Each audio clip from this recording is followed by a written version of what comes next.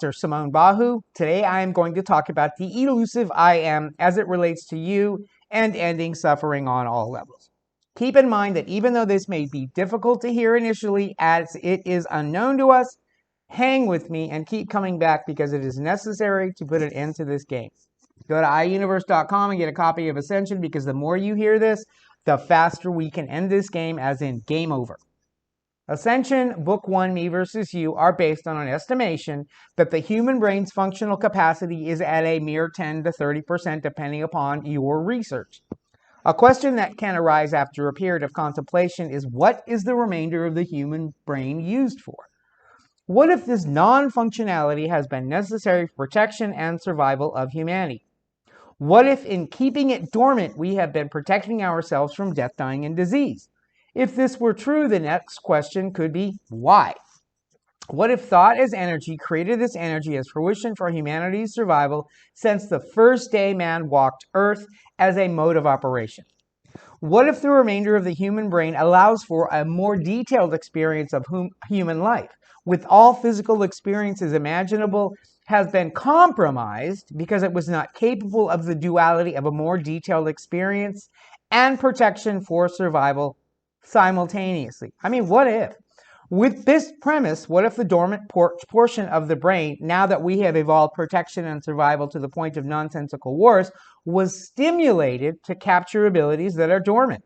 What if we could stimulate the brain to help us capture and experience for understanding and knowing the I am? What if the esoteric and confusing nature of I am is only this way devoid of the use of this dormant portion of the brain in question? What if this is essential to you and your purpose? What if this is essential to ending suffering and war? What if? As it is estimated that approximately 10 to 30% of the human brain is used functionally from a potentiality perspective, you may wonder and ask why this is so. You may also wonder and ask, what is the remaining 70 to 90% of the human brain used for? What if the remainder of the human brain is used for experience, understanding, and knowing who you are, as in I am? What if?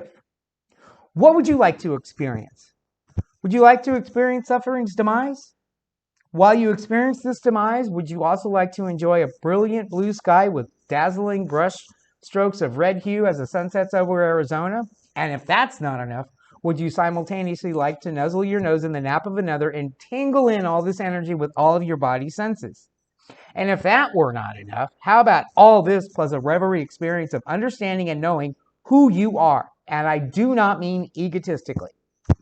The genesis of ego stems from the first time man walked Earth, or was it the second time?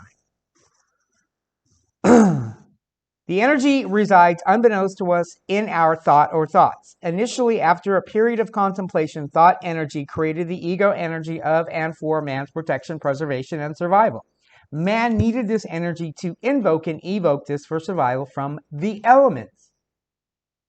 The survival energy continues to reside in and around man for protection and is perpetuated by man's fear of death, dying, and disease in accordance with the second or maybe even the third time man walked Earth. Death, dying, and disease are the three dimensions of this physical reality. Everything pertains to these dimensions. These three dimensions that once originated for our physicality's protection and survival are the very thing that kills us as individuals and as a populace. Meaning, this energy not only leads every single human being to a relatively timely physical death, but it is also the reason for our wars that lead to the ultimate and untimely death of many. This egotistical energy is everywhere.